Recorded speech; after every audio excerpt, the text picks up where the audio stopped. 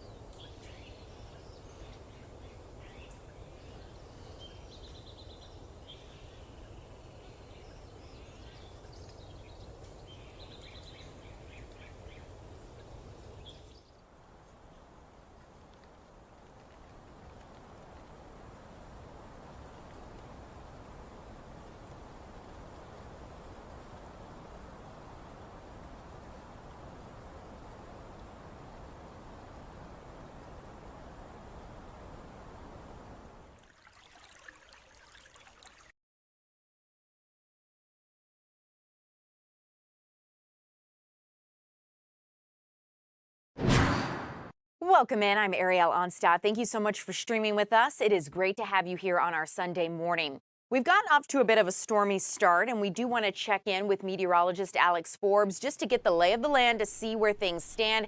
Alex, I know at last time we spoke, the severe weather threat was moving south here of Atlanta. What are you seeing? Yeah, Ariel, let me take you down to the Georgia National Fairgrounds. And just as we do so, our camera is freezing up. In fact, there you go now in Houston County. This is about 30 miles south of Macon, where the heaviest of the weather is moving through. Now, if you think this is a intense storm, let me show you just moments ago. This camera was pointed up towards the north. Look at the trees here. Look at the wind as this was blowing through. In fact, one of our former interns here at Fox 5, Ansley Parker, she was driving the camera there, which works down in the Macon area. And this is as this leading line was moving into Houston County. And man, did I tell you what, it was windy out there. So you can see those flags they were waving in the distance. This is what it looks like. There's Perry right there. So the Georgia National Fairgrounds, where we just were, is right about there. And the storms are continuing to slide down to the south and to the east, which is important to note for us because up here in Metro Atlanta, look, we saw some steady rain, but that's now moving east of the city now. We're completely dry inside of 285. The storms there pushing down to the south. The other thing that's happened since we last talked was that the severe thunderstorm watch for Metro Atlanta has been canceled, and that now extends down to the south, down as far as Dooley and Crisp counties, Wilcox County, Dodge County, and over towards the Vidalia area. So this morning's round of severe weather is coming to an end. Later on this afternoon, though, I don't think we're done. All right, so here's what I'm going to do. I'm going to switch this to our national radar and show you what's going on up here, because this is interesting to me. We have seen storms now traverse the entire state of Arkansas this morning, and now they're almost into central Mississippi. This is going to be between Ole Miss and Mississippi State, there between Oxford and Starkville. I think there is a world where these storms maintain their strength, if not even gain some steam as they move across the state of Alabama and make their way into North Georgia later this afternoon, say 3, 4, 5 o'clock.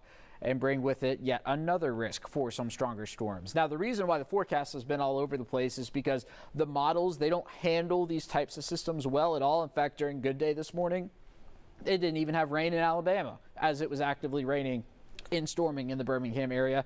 And they still don't have what's going on right now in central Georgia. So this is very much a look at the radar and nowcast type of thing rather than look at the computer models and forecast for the afternoon. So take the hourly forecast with a grain of salt, keeping the chance of storms around through the early afternoon, mid-afternoon hours. Temperatures getting into the low 80s. When it's not storming, we will have a decent amount of cloud cover. Through that day today, we do technically still have this level 2 risk that was added earlier this morning, but that was from the storms that we just saw. So I'm not really considering the level 2 to be active anymore, if you will. But this level 1 is going to be in place for the rest of us through the day today. Then for tomorrow, I'm going to be watching for these same types of systems, but I think the focus is going to be more in northeast Georgia. Again, no computer model has a good handle on what's going on. So I would say, broadly speaking, yeah, you could see a complex of storms move through the state like this. You could see a complex of storms completely miss the state, really get going up in the Asheville area, move into Greenville. That's going to be a possibility. Or maybe it's a little closer to the metro. Or maybe nothing happens at all. That is going to be in the mix as well. As I said, the models, not a good handle on this. But what they can handle well is cold fronts, and that's what we're going to have on the docket for Tuesday night. I think Tuesday afternoon into the early evening, big-time severe weather event through parts of Middle Tennessee, northern Mississippi, northwestern Alabama. As the storms are losing their intensity, they will be moving into northwest Georgia. So still a level 2 in place for damaging winds, some large hail, and a spin-up tornado risk. That's going to be from Cleburne and Haralson counties up through Bartow County, Pickens County, and Fannin County. Points north and west, the metro area in a level 1. And then technically down to the south, there's no severe risk on Tuesday, and that's accurate, but that's because the storms are going to be more of a Wednesday morning event the further south you would get into Georgia and certainly down into southern Georgia as well. So something we're going to be keeping an eye on in the grand scheme of things. Still looking for 81 in Atlanta today. A little cooler down to the south thanks to these storms we have right now. 82 in Canton, 81 in Gainesville, 79 in Blairsville. Then for tonight, looking for 67 here in the city, but cooler outside of 285 with some increasing clouds. You add it all up, you get your Fox 5 Storm Team forecast here. So a 20% chance of rain tomorrow, but then I'm watching for those overnight storms Tuesday into Wednesday. Again, losing their steam as they move into Georgia, but not nothing. Ariel, here's the best part. Highs in the 70s Thursday and Friday. Here's where I really think you're going to feel the cold front, though, is Friday and Saturday mornings. Overnight low temperatures in the mid-50s. Incredible for May, Alex, and I definitely think after the heat I experienced kind of yesterday, Friday, I'm looking ahead to this. So thank you so much, and we'll continue to check in with you as we track where these storms are headed here in central Georgia. For now, I do want to check in with our Eli Jordan, who is in Locust Grove. He's been giving us a live look as the weather has moved through the area there. So, Eli, if you can hear me, can you just let us know what you're seeing now? It looks like the storm has kind of rolled past you. Well, I think we're going through our last little band of showers here. We've had a steady rain going on for the past hour. And, you know, as a photographer, kind of hoping for a little bit more severe weather coming through here because I like to get, you know, intense storms. But we are having some nice, impressive rumbles of thunder as some lightning down to the south of us is striking. And we're getting some of the peripheral light lighting up the sky. And then all of a sudden, boom, the thunder comes rolling through. But right now, it just seems like it's going to, you know, we're dodged a bullet here and just moving on through. And looks like we might be out of this within this hour. Ariel? Earlier when we came to you around 10, it was really incredible to see the lightning and hear that thunder in your picture there. But now definitely looks like I'm beginning to see the sun and not as scary as it once looked. So, Eli, thank you for giving us this live picture. We'll check in with Eli to see how things progress there in Locust Grove. But for now, let's bring it back because I do want to take the time to get out to our Tyler Fingert, who has been tracking the latest as it relates to the Atlanta airport. Today is expected to be a record-breaking day for travel ahead of the Memorial Day holiday. And Tyler, I have to say, if people are already getting out for Memorial Day travel this early, I have to say I'm a little bit jealous. Yeah, Ariel, good morning to you. So we're here at the airport. Obviously, the storm system has already moved through here. Actually, just beyond the camera, I can actually see what appears to be sunlight. So that's obviously some good news. Camera around, I'm going to show you the boards. There are definitely a number of delays here. Some cancellations, but most of them are just delays. You'll see some of the red on the right side where it says status. According to FlightAware, we're looking at more than 300 delays so far today and just about 25 cancellations. So things are not that bad here. But obviously there is a security wait of about 25 minutes because according to the airport, they're expecting more than 100,000 people to be at the airport today, heading through the TSA checkpoints as they head out. We obviously had a lot of graduation ceremonies this weekend, some still going on today, and then also people may be heading out early for Memorial Day. The official start to the Memorial Day travel rush here at the airport is actually next to the Wednesday after Memorial Day. They say more than 2.5 million passengers will pass through Hartsfield-Jackson International Airport throughout that time period as people head out for Memorial Day.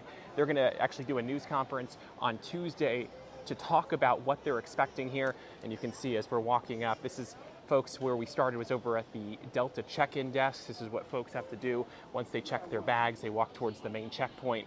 They saw the sign that said 25 minutes and then they'll get up to the checkpoint where they'll get in. I did just check a few moments ago on a flight radar app called Flight Radar 24. Obviously, while there was no ground stop put in place by the FAA when the storm system moved through because things weren't that severe where planes couldn't take off or land, it does appear that a lot of the airlines actually did slow their ability to actually load planes and let planes get to gates. Because if you look at the radar right now on Flight Radar 24, you can actually see more than a dozen planes on the north end of the runway waiting to take off just because so many different airlines had to wait to load the bags because we were seeing lightning here. So while there was no official ground stop, the airlines did have to bring their people inside because they can't operate, obviously, when there's lightning and they don't want anyone to get hurt out on the airfield, out on the tarmac. So a lot of those planes are now beginning to leave. The good news is most of the delays that I was seeing over on the Delta side, it was maybe anywhere from 10 to about 45 minutes was the average. We're not seeing delays extending well beyond that. So most of them hopefully will be able to get out of here. Again, more than 100,000 people expected at Hartsfield-Jackson today to go through the TSA checkpoints as they head out for whatever the reason. But as we've learned over the last several years, especially after COVID, people don't really need a reason to travel. And we really see before the weekend, on Thursdays and Fridays, an extremely busy time period. And then on Sundays, as people head home. Ariel? Tyler, yeah, I mean, it's interesting when you think about how people, I feel like the dates get moved up as people want to make the most of their time. As you're looking at this, right, TSA saying 100,000 roughly passengers they're expecting today, and I know officials were saying give yourself 3 hours before you get there, especially if you have a bag to check, just because things might take a little bit of time. How do you feel like 100,000? Is that a record-breaking number? Is that a lot for Atlanta airport standards or just a lot for this time? I mean, you just have to always bear in mind, anytime the number is over 100,000, that is an extremely busy time for the airport. This will not be anywhere close to a record-breaking day. I think the record-breaking day would be over 114,000, somewhere around there would be a record-breaking day here. We saw that earlier in the year, or close to earlier in the year. And I think we at some point did break that old record set back during the Super Bowl. I don't have the numbers right in front of me. I haven't heard back from the TSA. I just reached out for them to see what was the most recent record-breaking day. 100,000, though, is obviously notable, but unfortunately, most of the busy days, and pretty much any time during the summer, we're going to see 100,000 plus days going through the TSA checkpoints. The good news here at Hartsfield-Jackson, this is the main checkpoint you're looking at. You can obviously see the sign right here. This is where you go through if you don't have a TSA pre-check or if you're not one of the priority passengers for the different airlines that fly in and out of Hartsfield-Jackson. This is where you would go. But they also have the north and then the lower north, and then they have the south checkpoint for TSA PreCheck. And honestly, for a lot of folks, the secret that people have been talking about, which unfortunately maybe isn't so much of a secret anymore, if you are worried about the TSA wait times, which you can find on ATL.com, they display them up there for all the different checkpoints. The secret that a lot of the frequent flyers know, sometimes maybe go to the international terminal and go through TSA over there. Yeah, Tyler, I would expect you to know those perks. So thank you so much for letting us keep. Oh, no. I still come to domestic. Oh, okay. Okay, good to know. But I bet if you had to, you would pull that trick out of your hat. Yeah, you know what? You just got to be prepared. You got to go to ATL.com. We actually did. I don't know if I see them anywhere around here. Let me see. I'll flip the camera around real quick. About a year ago, maybe a little more than a year ago, there's a little thing on the ceiling right there. That is cameras. So they have them stationed throughout the airport. Anywhere there's a line, that is how they're able to figure out how long the wait time is. And we did put it to the test. I think it was about a year ago, maybe a little more than a year ago. And we found that it actually is very accurate. That's amazing. It does only count. But it only does count from the time you're in line to the time you get to the ID checker. So where they check your ID before you actually go through security, because that's the actual line. Getting through security, that's going to happen anyway. So they really only count that. And so right now it's about 25 minutes, so it's not that bad. No, not at all. Tyler, that's really interesting to know. I always wondered how they calculated that. So thank you. We'll check in back with you here in the next hour. We're going to go ahead and bring it back here to studio and keep you up to date on some other news of the day. We've got quite a few stories we're tracking in our newsroom. One of the big ones involves a manhunt. Hogansville police are actually looking for a man who they say led police on a chase and held an infant hostage. So we're going to go through this story. We know that Friday, police responded to a dispute with potential gunfire. Early Saturday morning, they were called back to the same area where a suspect struck a police car and took off. Hogansville police say Jermal Cox, the man you see here on your screen, led them on a chase where he ultimately crashed. Now, police tracked him to a residence where they say he allegedly took an infant hostage. SWAT teams were able to save that infant, but Cox escaped police before they were able to get in and arrest him. So we do not have confirmation whether or not the same man who police say was involved in that initial dispute is this same man who took the man you see on your screen, Cox, who they believe took that infant. But we're working to get that confirmation, and we'll let you know where that search stands. Also this morning, we're learning new details in the search for a missing kayaker. Police have found a body within that search. Now, it is not clear whether or not the body that they found is the same as the missing kayaker they've been searching for. That would be Nick Valencia. Now, police say that crews have been searching for him actually since May 14th. He vanished while kayaking there, and they actually found his car, kayak bag, and flip-flops near Little Ridge Park. His kayak and paddle were later found in the water, but they have not been able to locate him. Friday afternoon, game wardens with the Georgia Department of Natural Resources found a body using sonar equipment. We'll continue to check in with them to see whether or not this body is the same as that missing kayaker. But in the meantime, if another thing to keep you up to date on as we're continuing to track the latest here, you're taking a live look at, or rather I should say you're taking a look at video of Midtown Atlanta where Streets Alive happened. And this is a good reminder to say Streets Alive is happening again today. So this means some road closures. This time, the streets of Ralph David Abernathy and Georgia Avenue, Gordon White Park, Grand Park, and the West End are going to be closed to cars. And this is also people can rollerblade, scooter, walk, bike, and just enjoy an open street with their pets, friends, family, whoever you want to bring. This is happening from 12 until 7 today. So keep in mind that these road closures will last until at least 7 this evening, and they're going to start closing things down probably about now. So give yourself plenty of time if you're headed out in that area. Another big story we are tracking for you guys, a developing story out of New York where at least 2 people are dead and several others are hurt after a Mexican Navy ship crashed into the iconic Brooklyn Bridge. Absolutely incredible video you're seeing as the mass of that ship crush under the weight of the bridge. Now, one of the things to keep in mind as we're following this story, we're continuing to get the latest, and you're seeing video that we were able to find from someone who was tracking this situation themselves. You see the Mexican flag there on the ship as it went under.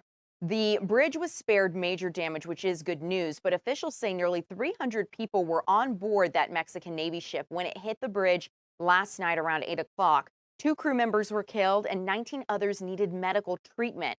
Early reports say the captain lost power due to a mechanical issue.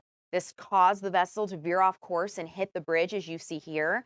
Officials also say the ship had just left a Manhattan pier and was supposed to head out to sea, not towards the bridge.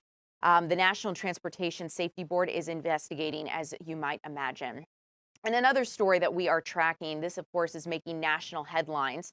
The family of a Georgia woman who is brain dead is saying the state's strict abortion law is interfering with their right to consider taking her off of life support. So as we look at this story, we know that Adriana Smith was 2 months pregnant when she suffered a catastrophic medical event months ago. This led her to be put on life support, and we're learning that Emory University Hospital officials say removing Smith's life support would violate state law, specifically Georgia's so-called heartbeat law, and they must keep her on life support until her baby can be safely delivered.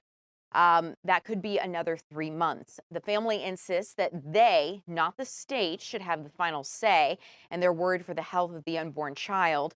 In a statement, Emory said, in part, quote, "Our top priorities continue to be the safety and well-being of the patients we serve."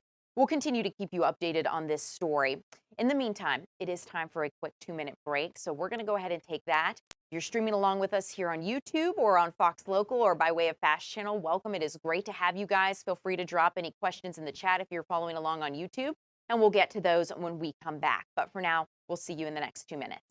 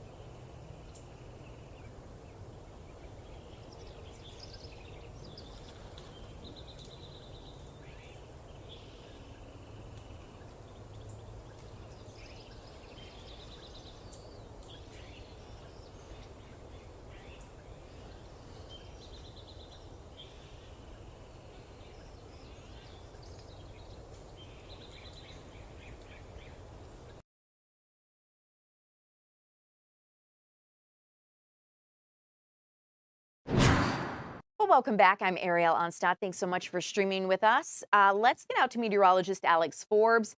Alex, I know at 10 I was telling you how dark it looked outside. Yep. And I am pleased to report I see the sun outside the windows here in the newsroom. So that gives me a clue as to what the weather situation here is in Atlanta. And Ariel, you bring up a great point. This is a fast-moving system. These are the types of systems that models don't handle well. They move very quickly. Just as quickly as they arrive, they move out. And some of the downside of that sometimes is the strong winds that we see out of it. So you bring up a good point. Let me zoom out real quick, and I'm going to show you. I'm going to put a loop on really the past 3 hours, all right? And watch how this thing just blew through Metro Atlanta and North Georgia. It traversed 200 miles in about 3 hours, basically from Birmingham down into the Macon area. Really, it was on that eastward trajectory. Then it started to dive south, and that's continuing that trend, I should say, right now. But since we're on the zoomed out picture, we obviously have the storms down here, which we're going to take a closer look at in a moment. But again, I want to draw your attention to northern Mississippi, all right? We were looking at something about an hour and a half ago that basically says the environment between the storms in Mississippi right now to North Georgia, so across the state of Alabama basically, is still conducive for severe weather, which means I would expect these storms to maintain their strength, if not even pick up some steam as they move across the state with the heating of the day. So we are not out of the woods just yet for strong weather here through the afternoon hours. Okay, let's take it back down to the south. Let me show you what's going on right now. This is going to be a loop here over the last 30 minutes. We're still looking at some pretty strong weather, basically from Bleckley County through northern parts of Pulaski County and over towards the Lumpkin area. That is the storm that came through, say, parts of Meriwether County earlier this morning, over into parts of Troup County. I've got damage reports in both spots, particularly in Meriwether County and the city of Warm Springs, multiple trees down there. And that brings me to my next point, which would be the power outages. All right, so what I'm going to do is turn on the percentage of each county here, and we can take a look and say in Harris County, 15% of the county is without power. In Talbot County, 39% of the county is without power. 25.5% of Upson County does not have power right now. About a quarter of Crawford County does not have power, almost 20% of Peach County, and 6% of Houston County. We also have some power outages in Troup and Meriwether counties, but those are pretty minimal. The Troup County, it's only 6%, and it's 8% of Meriwether County. Also worth noting, Randolph County, Alabama, 20.5% of the county does not have power right now. All right, here's what we've got on the docket for the remainder of the day today. 81 here in the city, 82 in Alpharetta, 82 in Sandy Springs and in Conyers. Something similar down on the south side. Up on the north side, pretty seasonable. 79 in Ellijay, 79 in Dahlonega, 82 in Canton, and 81 in Somerville. Then into the evening tonight, 67 here in the city. 64 in Alpharetta, Duluth, 65 in Snellville, 63 in Dallas, and 64 in Douglasville. Down on the south side, there we go.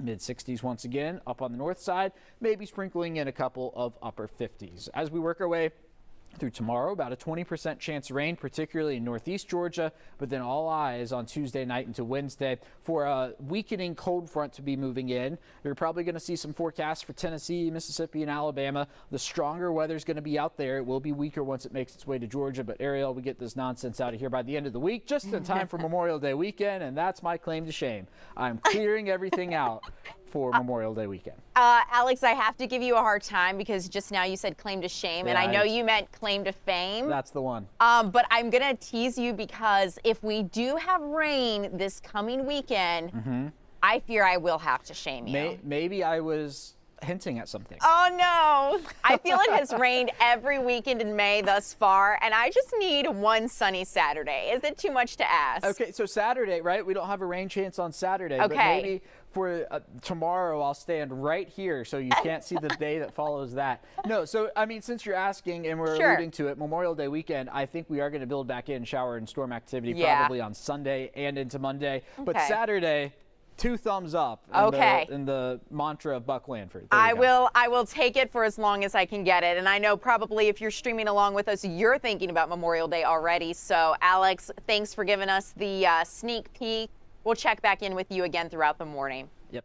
Well, guys, bringing it back over here, we want to get to an I-Team investigative piece by our very own Johnny Edwards. Almost after 3 decades in prison, convicted of murdering his wife, Louis Joyner has been released on parole.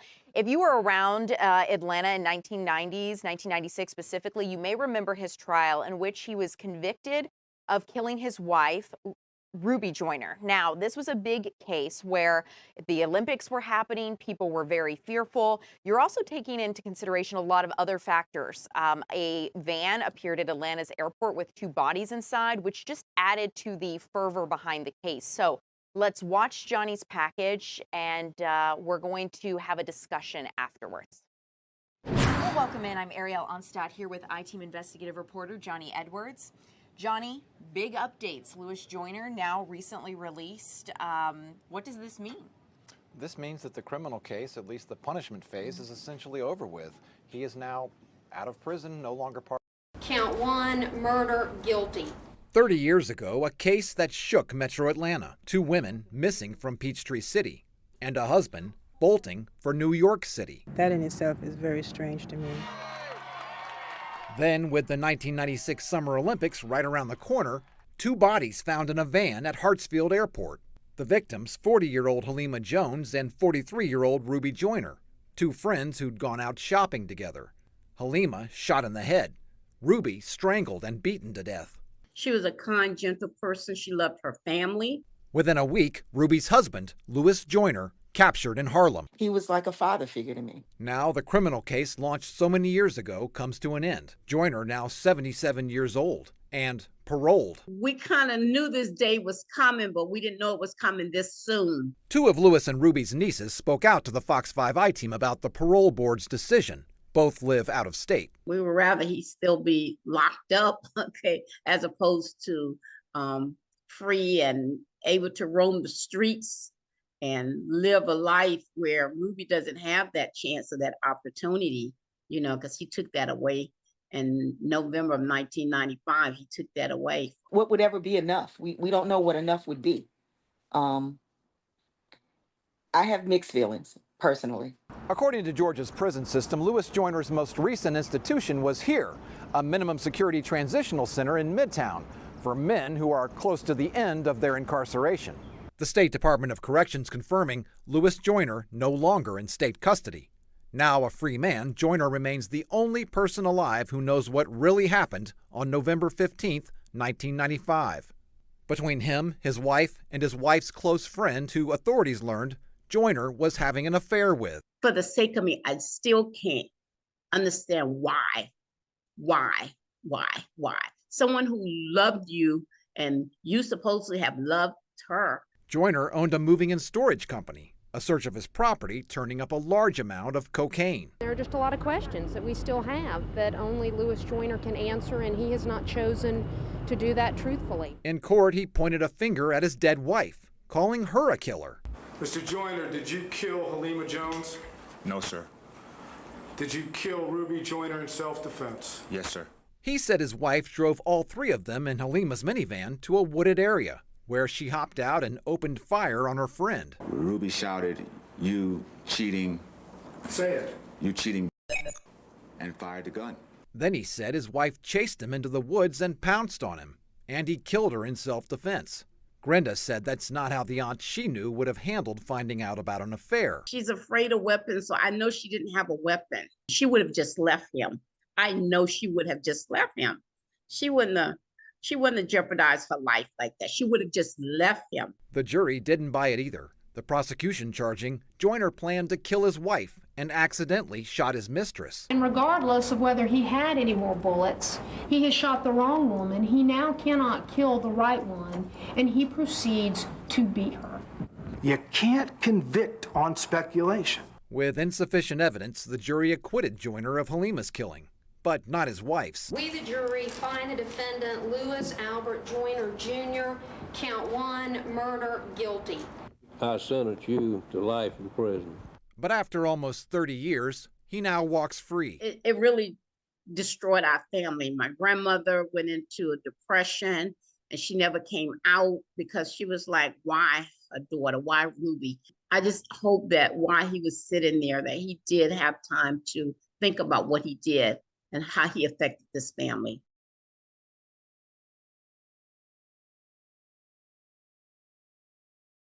Edwards reporting, and we're going to check in with Johnny about this investigation after the next 2 minutes. We're going to take a quick break, and when we come back, we're catching up with Johnny about some of the challenges he faced in reporting this story. We'll see you then.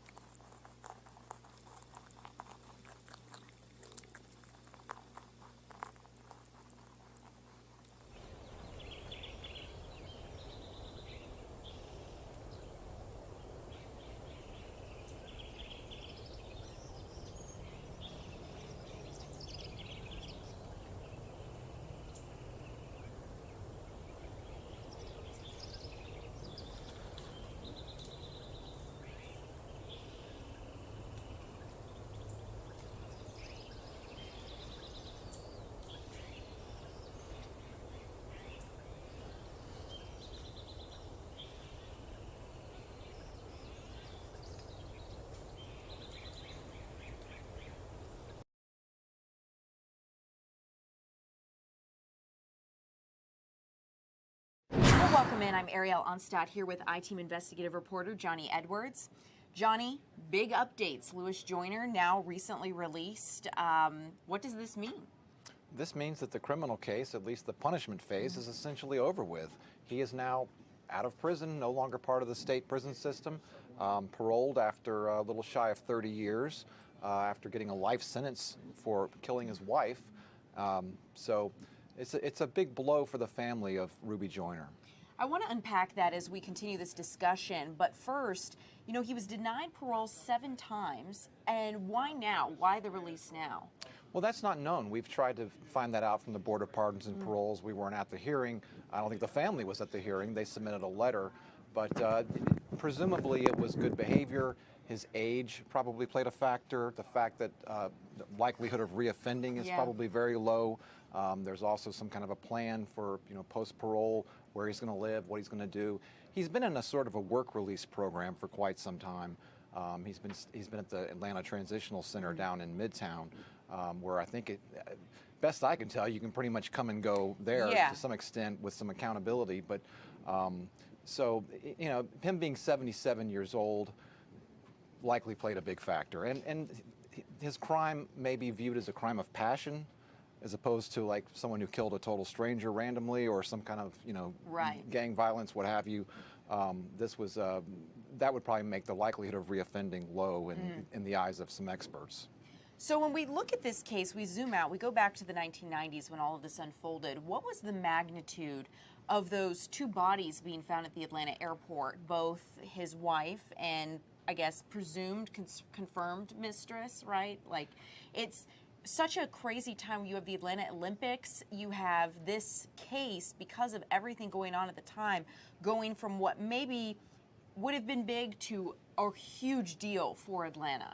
Right. Well, Atlanta was very image conscious at that time. Obviously, the Olympics were going to be starting, you know, the following year in 1996. This was late in 1995, and these women had been missing for several days. They were supposedly went shopping together in Peachtree City. And then these bodies turn up in a van parked at what was then called Hartsfield Airport. It was huge news, and it was not only scary, but it also had a, you know, murder mystery, and there was intrigue. There was the husband of one of the victims taking off to New York City in the middle of the search, which raised a lot of suspicion amongst at least his neighbors and the public. So it was, you know, and again, it's a very different time. This is not only during, you know, leading up to the Olympics, it's also pre-9/11. I don't know if you know, in that time there was a lot of interest in, you know, blow by blow of these kinds of cases. I mean, there still is now, but you know, these things were scary. And Peachtree City was, you know, of course, an up-and-coming community, and not the kind of place where, you know, these kinds of things were known to happen. Right. So I think that alarmed people too, until they learned all the facts, that it was, you know, the circumstances, that it was someone they knew and so forth. Until you uncover that relationship and realize that, hey, these people were connected to each other, it wasn't total strangers. You know, I think when people see something in such a prominent place like an airport, something so public, everyone fears that they could be the next victim. If they feel this sense of randomness, but as the field narrows, you realize it's not so random. When you were looking at this and you're looking at the case, you got to see a little bit, you know, going back in time, about how the jury felt about the case, and how the defense put up this argument that it was his wife who was the one who was responsible for part of this. But the jury didn't buy that. No, they didn't buy, at least didn't buy some of it. I mean, the jury could not find sufficient evidence to convict him for killing Halima, who was purportedly his mistress. I mean, he said that she was his mistress. The investigators confirmed that she was his mistress, and they had been using drugs together. But then Halima and his wife Ruby were very good friends, and you know, so his story was that they'd gone out. He met up with them in a restaurant parking lot. That his wife Ruby went inside to use the restroom, and while she was inside using the restroom, he and Halima started making out, getting hot and heavy. And she came outside, and I'm not sure if the account was that she witnessed this, or he wasn't sure if she witnessed this, but she asks Halima to get in the back so she can drive, And then, according to him, she drives all 3 of them to a secluded area, hops out of the car, opens fire on Halima, then comes after him, and he runs, and she chases him into the woods and pounces on him, and he fights back and ends up strangling and beating her to death. I think that's what the jury didn't buy, and him absconding, I'm sure, didn't help his image much. But there was no, by this point, they find the bodies later in the back of that van parked at the airport. There was a lack of physical evidence. There was a problem there. There was no, they could tell, the angle of the bullet, but they couldn't tell where she was or how she was positioned. It was all very speculative. So, but the jury was obviously confident that he had, admittedly killed his wife. I mean, he claimed it was self-defense, but he still was saying, he admitted he killed her. He denied he killed Halima. Do you feel like if both women had been shot, that maybe we would have had 2 acquittals? And that's a very speculative question, right? But I would assume, and you correct me if I'm wrong, the evidence came in a little bit through that beating, but they were not able to convict on the gunshot. So it makes me wonder, you have a gunshot for one victim, you have a strangulation for another victim. What do things look like as you look at the grand scheme of things? Well, that's a very good point. I mean, there was a lot of physical evidence. And another thing that came into play was that one of the witnesses stated that Mr. Joyner, Louis Joyner, had asked him as a friend to go to the crime scene and remove some items that he had left there. I think like a hat, a pair of glasses. That was very strong evidence. Again, his story is that it was self-defense and I didn't kill Halima, but then he's, most people in that situation tell authorities. They don't ask someone to go to the crime scene and sneak over there and remove some things that incriminate you. Yeah. So yeah, to your question, if it had been, 2 gunshots and he hadn't told the story that he was there and involved and none of that, you're right. It could have ended up being a cold case, which of course would be even worse for Ruby's family. And when it comes to Ruby's family, it wasn't just the jury who did not buy this tale of Ruby being the one to fire the weapon. They were saying that wouldn't own a weapon. That would not have been her in that situation. Right. One of her nieces told me she was actually afraid of weapons, and also told me, very logically, if she had found out that her husband was having an affair with her friend, she wouldn't do this, drive him to the middle of nowhere and attack him with a gun. He said she would just leave him. Right. And she added, not only would she leave him, he would have tried to beg her to come back. So, it didn't make any sense. A lot of the stuff that didn't make sense to the family. Another thing they mentioned was that when the last time they talked to him actually, he was in New York, during the search for his wife and her friend, and he calls both of them separately, and he tells one of them that he was looking for his wife but lost his driver's license, so had to go back to New York for some reason, I guess because he was from New York. And she was like, your driver's license isn't a priority right now. Right. And he also told her not to tell the family. Right. I guess tell the family that he was there. So she said, that's a red flag. Red flag, yeah. Right. So, and they haven't spoken to him since then. He's never reached out since then, and they don't expect him to reach out now. One of the 2 nieces I interviewed seemed a little bit open to talking to him, possibly, because they'd once been close. The other one, no. I mean, my heart, and I think anyone watching, your feelings go out to a family in a situation like this. It's very tragic. You lose 2 people you may have loved, right? Right. And when we look at this, you were able to talk to the family, and you got a sense of kind of the pain they carry, even though it's all these years later. They're still dealing with this. They really are, and so many years have passed. A lot of the family members who were most vocal, most out there speaking to news crews and things, are now dead. They've died through time. Ruby's mother, the grandmother of these 2 nieces, died a couple of years later. One of them described it as dying of a broken heart. I don't know what the clinical reason for her death was, but it was, she was suffering from severe depression and just sort of shut down. So it devastated the family. It affected the family immensely, and and that's what's sad is that with the passage of time they've lost people in other ways. They lost Ruby in this way, and it's just. So another thing that really stuck with me was, he's been up for parole 7 times, and the family was at some of the earlier parole hearings. Right. Now, they've scattered. They're in different cities. There's less of them. They're older. they didn't go to the last one. They just submitted a letter, Right. and this time he got out. Yeah. It makes you think that, you know, what could have been different potentially by their presence, but there's only so much that you can really give in those situations. Right, right. The documents show that leading up to this, they were leaning towards letting him out. He was well on his way, and I don't know if they could have stopped it even if they made a concerted effort. Right. Johnny, as a last question here, you know, when looking at an overall investigation piece story like this, right, and what you've put together, what are your lingering questions or big things left unanswered for you? Well, Louis Joyner is the only person who knows what happened on November 15th, 1995. He still holds that. I mean, the other two people who were there are both dead. You know, will he ever come clean? Will he ever tell the truth? I mean, will there be, maybe not immediately, but will there be some point where he wants to, you know, tell what's left of her family what really happened? I don't know in what form, in writing or, you know, phone call, or but that's. I think that's what's also painful. I mean, a lot of people draw conclusions, or you can make logical conclusions with the evidence or by his behavior. But how really did Halima come to be shot, and Ruby come to be strangled and beaten, and them come to be in the back of a van parked at Hartsfield Airport? Yeah. Questions that maybe we'll never get answers to, but we want. Right, right. Johnny, thank you so much for being here and sharing your insight and kind of updating on this investigation. It's always nice to get a behind-the-scenes look and kind of see the things you're always thinking about and poring over when you're doing these sorts of stories. So if you guys have any questions or about this story or any other, maybe you want Johnny to take a look at something for you guys, how can they get in contact?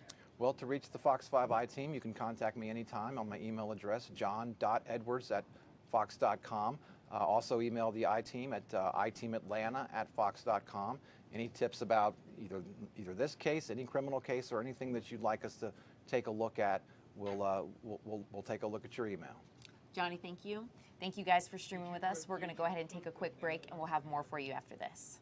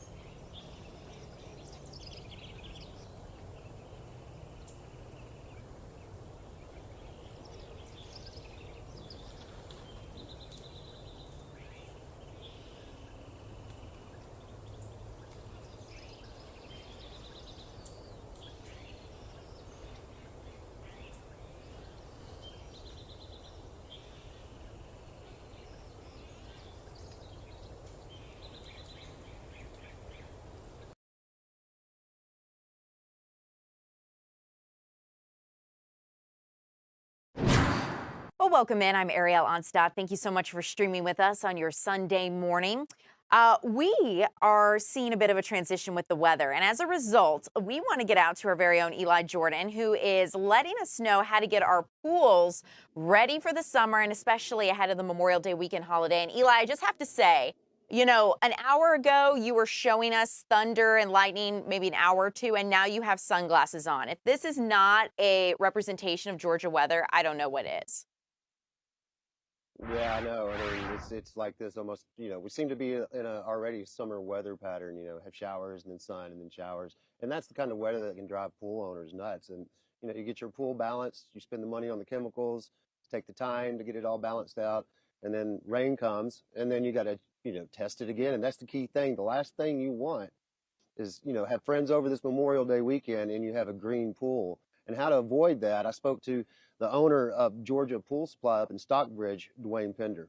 Everyone that owns a swimming pool should divert at least 30 minutes a week on maintaining the swimming pool. That's all it takes. Making sure that there's chlorine in the skimmer, or make sure there's enough salt in the swimming pool for salt waters.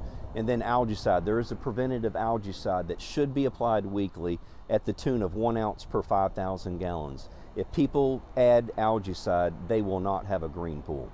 You never want to add chemicals with your pump off. You need circulation. Therefore, when the pump is running, the water's moving. There are certain chemicals that you add directly into the swimming pool. There are certain chemicals that you add through the skimmer, but the pump does need to be running. And it's recommended during the swim season 10 to 12 hours a day. When your swimming pool is functioning and running, if you watch the rippling effect of the jet, and you see how the water is forcefully coming out, when you see that diminish, that means your filter is too dirty. You need to go clean it or backwash it. If you own a sand filter, you are backwashing once a week to maintain. If you own a cartridge filter, you're actually taking it apart 3 to 4 times a year to clean them. It's not really critical if you miss a day or two of running the pump, as long as the homeowner is practicing testing their water with test strips.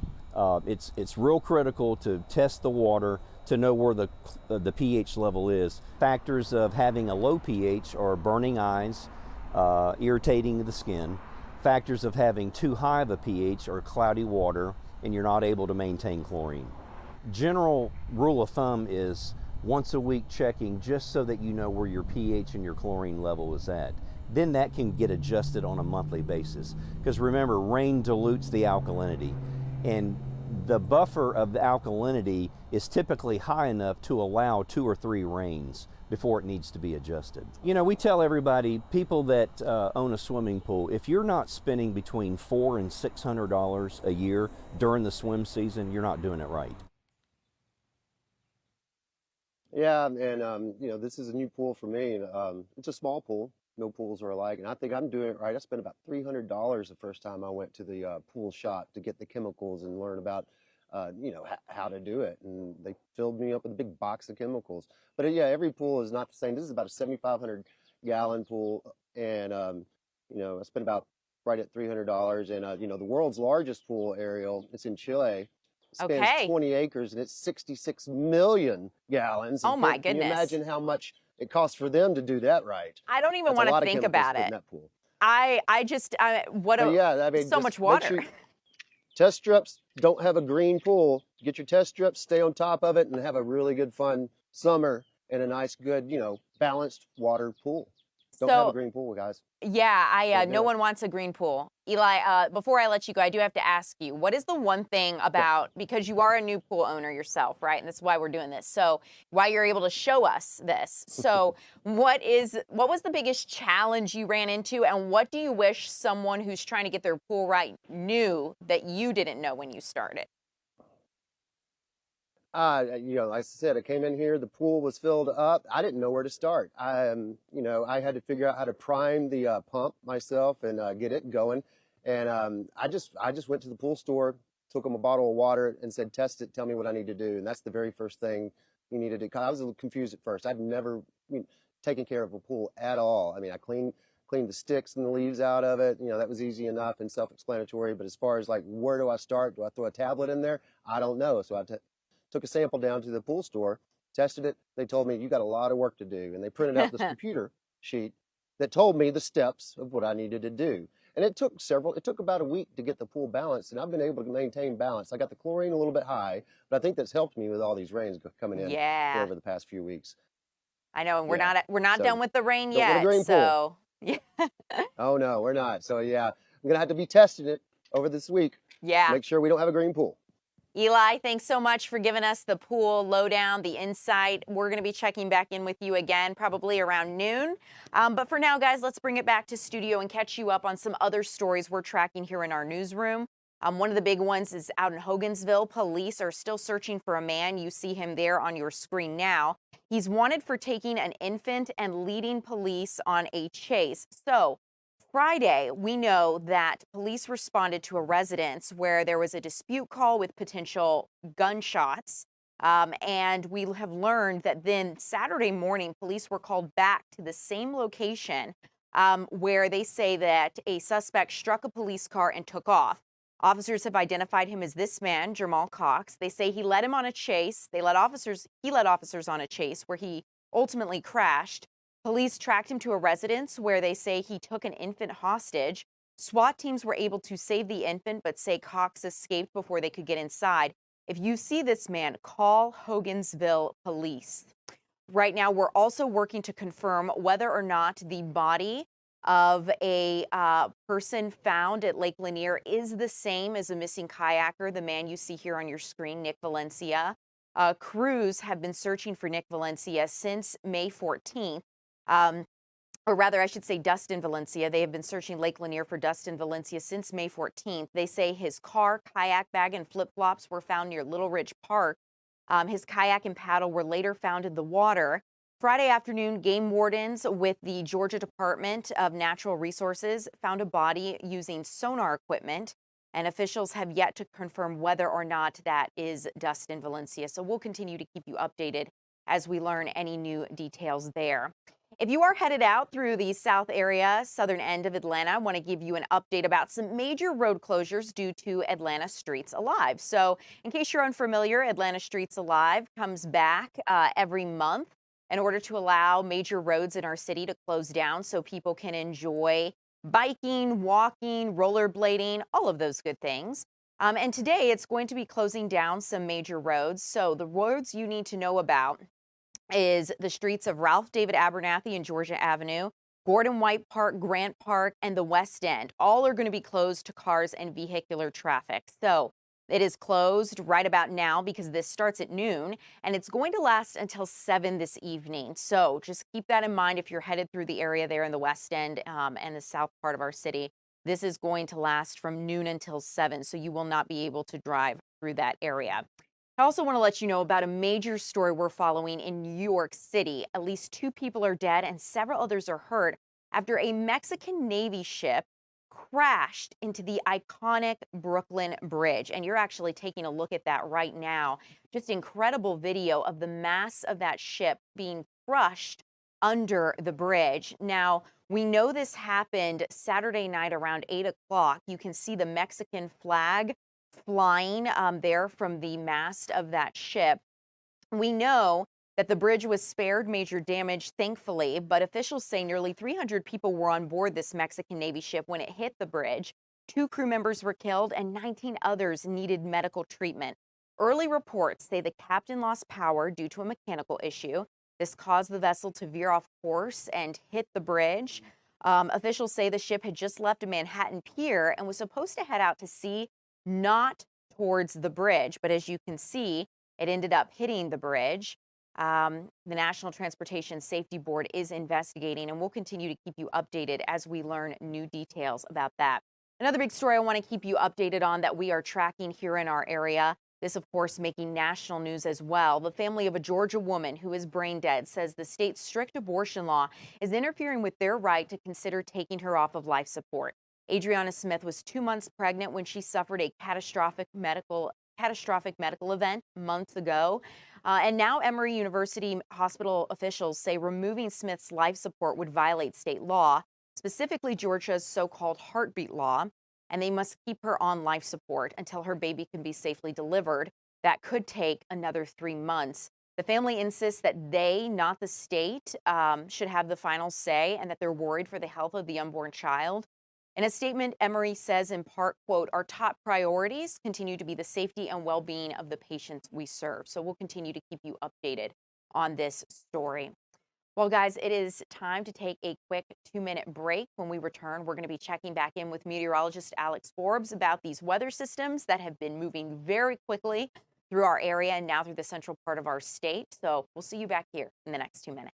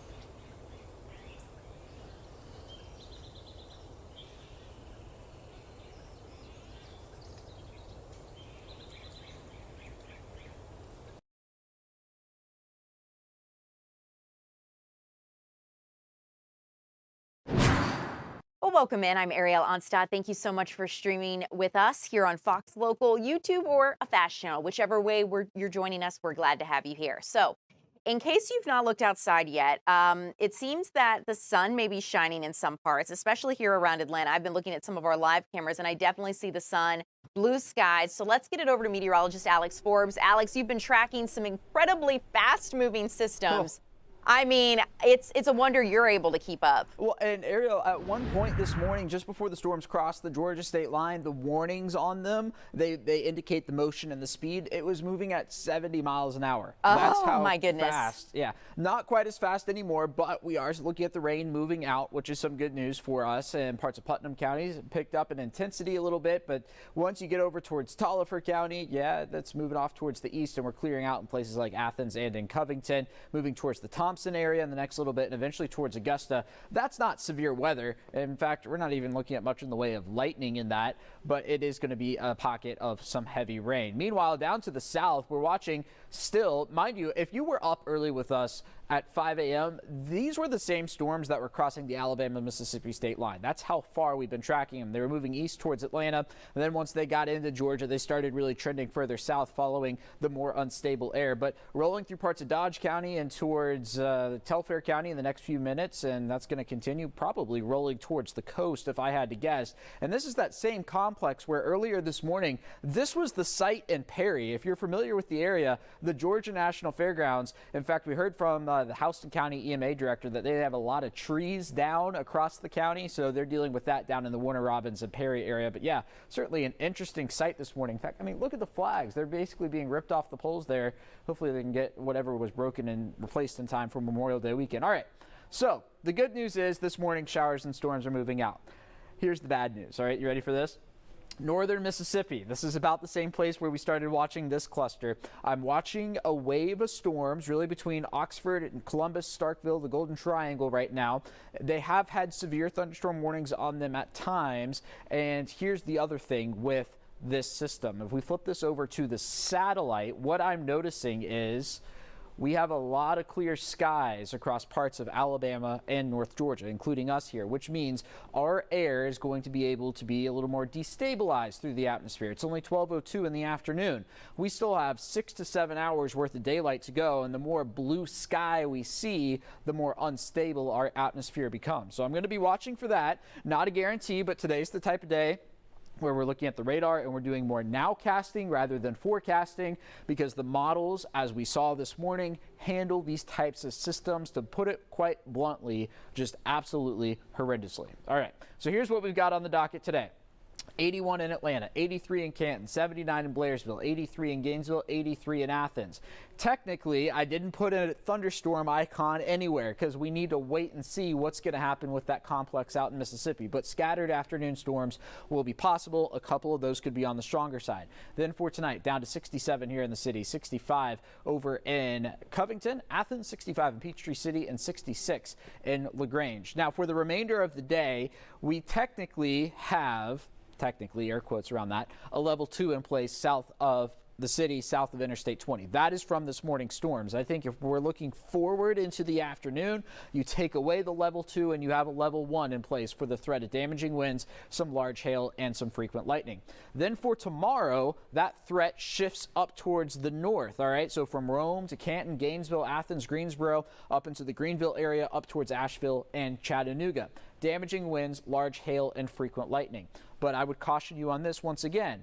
The models do not have a good time handling what's going on. So I've got a couple models that bring some storms through northeast Georgia. I've got one model that keeps it entirely up to the north, which I can tell you the Storm Prediction Center is not buying into because that threat level 1 doesn't go any further north. And then I've got another one that tries to keep some storms in and around the metro area. So generally speaking, the better chance of rain and storms tomorrow is going to be in northeast Georgia, but just because you're in this green here does not mean you are for sure going to see storms tomorrow. Now, where I do think we're going to see storms, and I have a pretty high degree of confidence behind it, is Tuesday night. Tuesday afternoon and into the early evening, there's a level 3 in place to the north and west. Nashville down through northwest Alabama, northern Mississippi. Well, as the storms move east, they're going to run into an environment in Georgia that's not as conducive for severe storms. So we go down to a threat level 2 for places like Rome, Polk County, Bartow County, parts of Pickens, Gilmer, and Fannin counties, and then a level 1 for metro Atlanta, basically up and down Interstate 85. Now, you're watching in Thomaston and Eatonton, Greensboro. I think you will have the chance to see some stronger storms, but that's going to be early Wednesday morning. Technically, the cutoff for this map is Wednesday at 7 a.m. So whenever you see this, it's 7 a.m. to 7 a.m. However, we are talking about day 4 at that point, and we usually don't get day 4 outlooks unless it's a notable threat. So something we'll be keeping an eye on. A spin-up tornado risk would also be around with this. I'll be here with Chief Meteorologist David Chanley Tuesday night and into Wednesday morning tracking that. So today's rain chance, 60%. Maybe we see some storms, maybe we don't. Again, a lot of nowcasting rather than forecasting. A 20% chance of rain tomorrow before that front slides through here Tuesday night. And then by the time we get towards the end of the week, which is leading into Memorial Day weekend, we will be cooler, we will be drier, and I think you're really going to feel it Friday and Saturday mornings. Ariel? Alex, I'll definitely be staying tuned for your forecast. I feel like next week's going to give us the good old Georgia weather rodeo once again. Up and down, It's side a roller to side. coaster. We're always riding it. Amen. Thank you so much for all your hard work and your help this morning. Let's bring it back here, guys, because we want to give you an update. Today actually marks the start, potentially, or maybe soft launch of Memorial Day travel.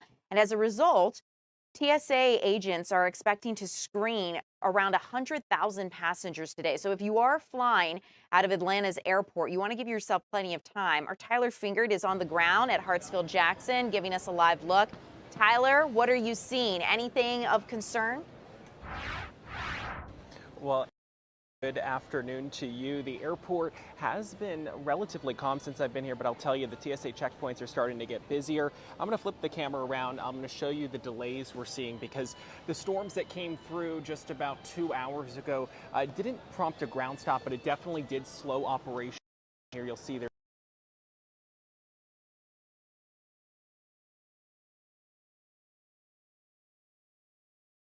has More than 466 delays so far today. Here, roughly 20% of the operation so far. And this is expected to be a busy day, not a record-breaking day by any means, but a busy day. Now I'm walking to the main security checkpoint where I'll show you the wait times in just a second. But from what we understand, again, delays are mounting here. They continue to grow. When I got here for our first hit here on Fox Local at 10 a.m., we were looking at about 188 delays. Now we're up to 466 according to FlightAware. I just checked just a couple of moments ago with officials from the airport. They're obviously still expecting more than 100,000 people to come through here today, as this is obviously going to be, you know, one of those busy days before the Memorial Day holiday.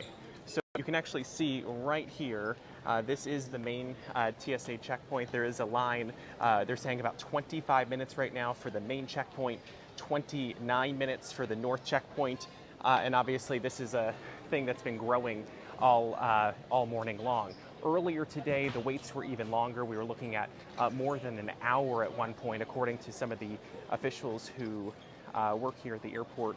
They were saying they were expecting a huge amount of people, and according to the airport, they said 100,000 plus passengers are expected to go through the TSA checkpoints today. Again, not any record-breaking number, but from what we are told, when the Memorial Day travel rush actually gets underway on Wednesday for a week till the following Wednesday, they're going to have more than 2.5 million people flying to, through, and from Hartsfield-Jackson International Airport, the world's busiest.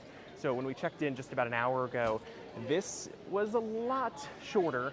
Now you see the lines obviously getting a lot worse, which is not characteristic for this airport. Normally we see the big rush in the morning as the first flights of the day, as people get here early. But again, they're telling people to get here 3 hours early. So hopefully that's what a lot of these folks are doing so that they're able to make their flight. Because honestly, looking at this right now, this looks like a line that's a lot longer than 25 minutes. But obviously that's what their wait time estimator is showing. I'm trying to get over to the other side, the north terminal, which is where some of the other airlines are operating from.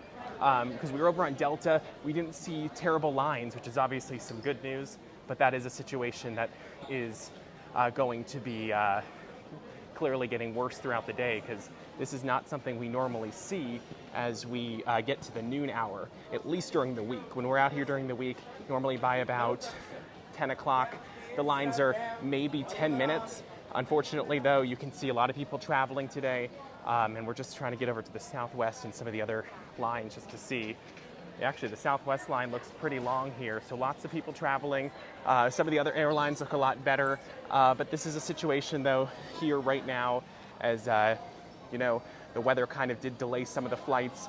Most of the delays seem to be less than an hour, and that is some good news, but it's obviously continuing to get worse or backed up because planes that maybe were held in other places came here. But again, no ground stop, just airlines having to, you know, not keep people on the tarmac. Yeah. And the tarmac, the operation, so they weren't able to, you know, let people kind of let the baggage handlers get the load and unload the aircraft for safety reasons when the storm moved through. But that's out of here now. It's sunny, and operations are obviously getting back to normal.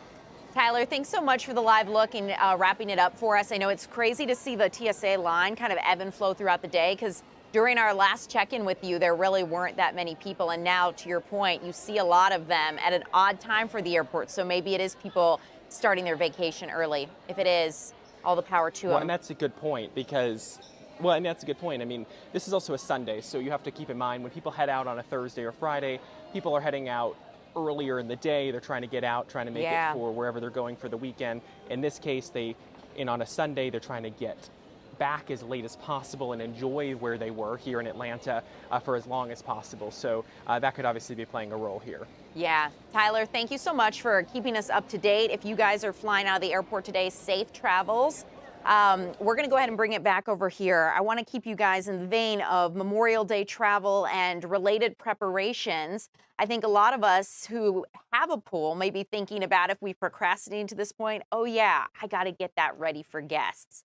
So we have our Eli Jordan, who has been following up on all things pool prep, making sure that you can get those waters blue and pristine, leave behind the green algae. Eli, pretty crazy because just a little bit ago it was storming around you. Now the sun is out, par for the course in Georgia. But it looks like you're about ready to go for a dip. Yeah. Oh yeah, I'm about ready to go for a dip. Also kind of ready for a margarita, probably. But you know, there in a 20-mile radius of me, there are 5,000 pools. So I know I'm not the only first-time pool owner. And you know, especially with these rains, just because you have crystal clear water, it doesn't mean you're in the clear. And Georgia Pool Supply owner David Pender explains.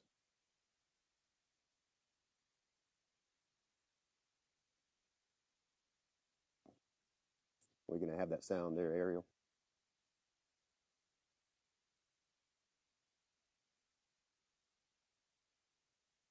And it looks to be crystal clear and they think everything is okay. That's not the case. pH, it's real important. You can have a crystal clear swimming pool with a very low pH, which is deemed, we call acidic water, which is unhealthy to swim in. You can have a crystal clear swimming pool with no chlorine. But if you're not practicing testing the water weekly to know where your levels are, that's when problems arise. Chlorine and pH are the two most important factors in testing water. The pH actually is the center point of chemistry. Having a correct alkalinity locks the pH and doesn't allow it to fluctuate. So the first thing that I would recommend for a new pool owner is befriend yourself with a local pool company, a reputable pool company that offers water testing. It's real important to learn how to test your pool weekly so that you know where the chlorine levels are, and then once a month you would want to take a sample to the local pool store that helps you maintain the different factors due from rain. Rain dilutes the chemistry. If you saw the extended forecast and rain was coming, it's probably best to actually add a bag of shock prior to the rain coming so that the chlorine's elevated that can handle. There's a lot of contaminants that come in through the rain.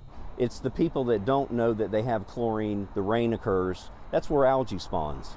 This little affordable, simple way to test chlorine in your swimming pool is essential. People need to do this weekly. You can actually do it every other day, but it tells you exactly where the chlorine's at, because there are times that the chlorine will just dissipate and you won't know it. You're sitting there running with a crystal clear swimming pool with no chlorine running, and that's when problems arise. So this right here is a savior for every person that owns a swimming pool. So yeah, you, people that have the pool, you got some work to do this week. We've got some more rains coming up and Memorial Day, and you know, that's the worst way to hurt your reputation. If people come over and you got a green pool, no one's going to want to come over again. So stay on top of it, test your pool, take it down, take a little bottle down to your pool supply store and get it checked out, just like David Pender of Georgia Pool Supply says to do. Because you don't want a green pool. It's nasty. Eli, you're putting a lot of pressure on the good folks. Get your pools ready. It seems to be the mantra. You can't have a green pool. You got to put your algaecide in there. You got to get your chlorine tablets, and you got to have your shock, especially after today. And probably we got some coming up later on earlier this next week. You got to have a couple bags of shock ready. So, you know, you want to stop that algae from growing, especially this Memorial Day weekend when summer kicks off. Eli, thank you so much for keeping us up to date.